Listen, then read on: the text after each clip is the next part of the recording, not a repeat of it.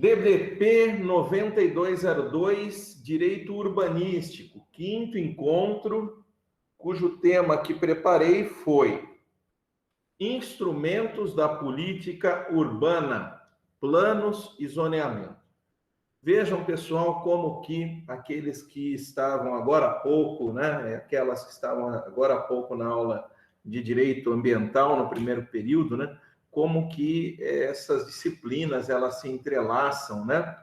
Nós falamos de zoneamento, agora há pouco, ambiental, e vamos falar agora de zoneamento, né? De zoneamento urbanístico, de plano urbanístico, né?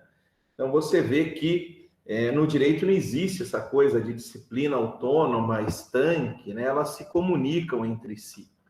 E aí, então, essa compreensão importante, né, de matérias que elas estão academicamente separadas, né, visando aí a sua abordagem na universidade, mas, no fundo, né, compõem um mesmo conjunto normativo. Né? Então, instrumentos da política urbana, planos de zoneamento. Como eu falei para vocês, né, agora há pouco, aqueles e aquelas que estavam agora há pouco na aula, eu falei assim: pessoal, notem que as leis de política ambiental possuem o mesmo jeitão, o mesmo formato. Normalmente você tem disposições gerais, finalidades, objetivos, os princípios daquela política ambiental específica. Você tem um outro conjunto, né, dentro da lei, né, do seu formato de conceitos, e depois você tem os instrumentos. Veja só, isso está aqui se confirmando, né? No encontro passado, nós falamos das generalidades, das finalidades, dos objetivos, né? No outro encontro, nós falamos dos princípios, que são, por sua vez, também aqui colocados na lei. Então, quando você pega a Lei 10.257 de 2001, o Estatuto da Cidade, você vê claramente isso que nós acabamos de falar em relação a toda a lei de política ambiental. Ou seja, você tem lá uma definição geral, o porquê da existência da lei, né? E a própria definição do artigo 1º, que diz que essa lei ela existe para disciplinar o artigo 182 e 183 da Constituição Federal, que, como vocês sabem, prevêem, né, no nível constitucional, a próprio princípio, né, da função social da cidade e da função social ou socioambiental da propriedade, né, urbana. E aí, então, essa lei aí definida no parágrafo 1º dela como fixadora de normas gerais. Por quê, pessoal? Vamos lá fazer o contraponto com o outro encontro que tivemos de direito ambiental, porque nós estamos diante da competência legislativa concorrente. A competência legislativa em matéria ambiental e em matéria urbanística, portanto, por quê? Porque, por óbvio, o meio ambiente urbano, ele faz parte do meio ambiente, ele é o chamado meio ambiente artificial, naquela chave mesmo que nós já citamos, né, do professor Celso Antônio Pacheco Fiorilo, meio ambiente natural, meio ambiente artificial, cultural, do trabalho. Então, você tem aí a cidade, né, o meio ambiente urbano, como parte do próprio meio ambiente. Portanto, é óbvio que as normas numa lei federal são normas gerais, né? A lei ela é nacional, ela adquire, portanto, né, este caráter nacional. Pessoal, eu não sei se já falaram alguma vez para você a diferença entre lei federal e lei nacional. Já falaram isso para vocês? Diferença de lei nacional e lei federal? Bem, guardem isso, pessoal. Lei federal é uma denominação que nós utilizamos para nos referir àquelas leis que dispõem sobre atividades, por exemplo, da administração pública federal, sobre a organização da administração pública federal, ou seja, são disposições direcionadas à União enquanto ente federativo.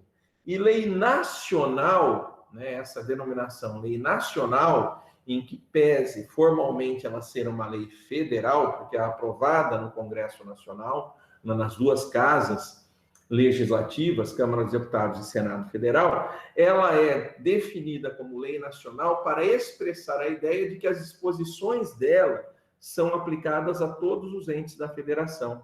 Ou seja, normalmente são as disposições de uma competência legislativa concorrente, portanto, são disposições, por definição, gerais. Ou seja, o Estado, no interesse regional, e o município, no interesse local, poderá suplementar essa lei nacional. Tá? Então, você tem aí a ideia de a contraposição, terminologia, lei federal versus lei nacional. Tudo bem? Então, a lei, ela é federal materialmente, porém, né, formalmente, desculpe, mas materialmente, ela veicula disposições que são direcionadas a uma atuação da União Federal, dos Estados-membros, os 27 Estados-membros, e dos 5.000 e poucos municípios da federação. Por isso, é uma lei nacional. É uma lei federal, quando as disposições são direcionadas tão somente à União Federal. Ok? Então, guardem isso, porque sempre nós vamos usar essa terminologia. Falar, a lei é nacional, a lei é de caráter federal, é isso que significa. Tá? Então, a lei nacional é aplicada a todos. E por ser, repito, competência legislativa concorrente, obviamente, a lei nacional sempre terá esse caráter geral, de normas gerais. Isso eu já falei, estou repetindo, estou repisando, já foi falado, né, nos encontros passados aqui de direito urbanístico. Tá? Isso está expresso no parágrafo único do artigo 1º. Aí, né, no segundo encontro que tivemos, terceiro, não me recordo, nós falamos sobre os princípios, os fundamentos, né, a razão de ser, as chamadas diretrizes gerais, tudo isso é sinônimo, né, que estão no artigo 2º da Lei 10.257 de 2001. Né? Então, são aquelas disposições gerais, a razão de existir do próprio Estatuto da Cidade, os alvos, como eu gosto de dizer, aquilo que essa lei procura atingir, é aquilo que essa lei procura modificar na nossa realidade. Então, são os objetivos, as diretrizes gerais da política urbanística, né, como decorrência mesmo da competência do município, prevista aí no artigo 29.12 da Constituição Federal e também no artigo 30 da Constituição Federal, salvo engano, inciso 4º, em que se prevê aí a competência do município de ordenar, né, a política municipal urbana, ok? Já falamos sobre isso, né?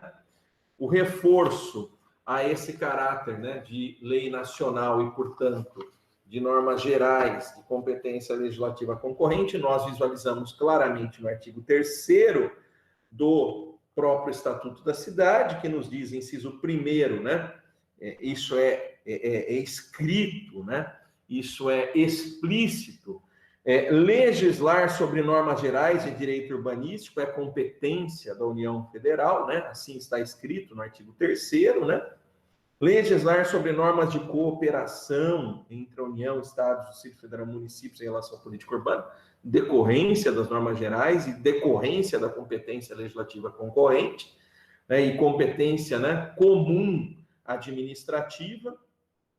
Portanto, você tem, por exemplo, o Ministério da Cidade, uma série de políticas específicas para os estados e os municípios, né? Então, você tem aí uma estrutura toda, né, para promover essa cooperação, né?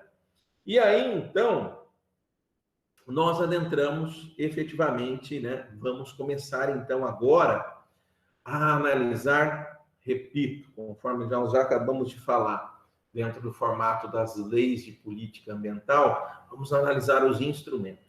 Então, vamos começar devagar, analisando os primeiros instrumentos que estão aí, basicamente, nos incisos aí, iniciais do artigo 4º. Então, inciso 1º a 3º do artigo 4º do Estatuto da Cidade, né, da nossa lei geral, né? Vamos lá. Para fins desta lei, serão utilizados, entre outros instrumentos. Bem, o caput já nos indica o quê, pessoal?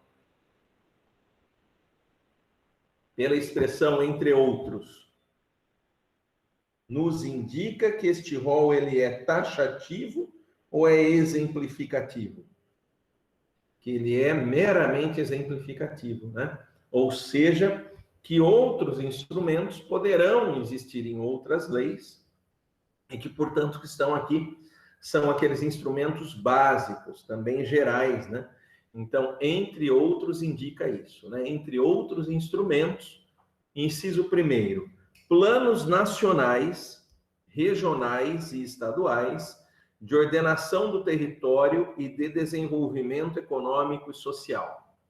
Planos nacionais, regionais e estaduais de ordenação do território e desenvolvimento econômico e social.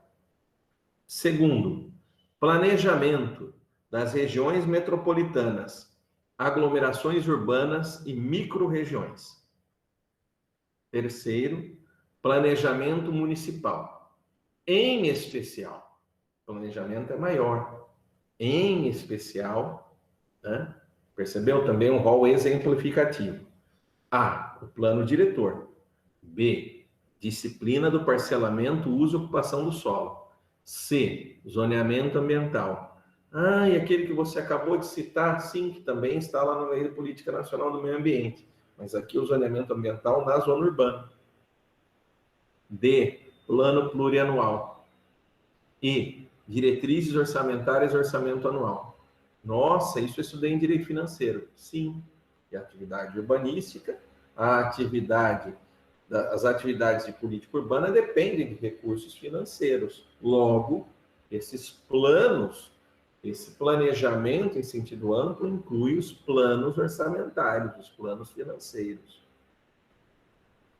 F, gestão orçamentária participativa, decorrência ainda, né, princípio da participação geral do direito ambiental, mas também é um princípio geral do direito financeiro, em que a sociedade deverá ser chamada para participar, para opinar sobre onde os recursos que serão arrecadados pela sociedade, pela coletividade, deverão ser direcionados aqui nas ações urbanísticas.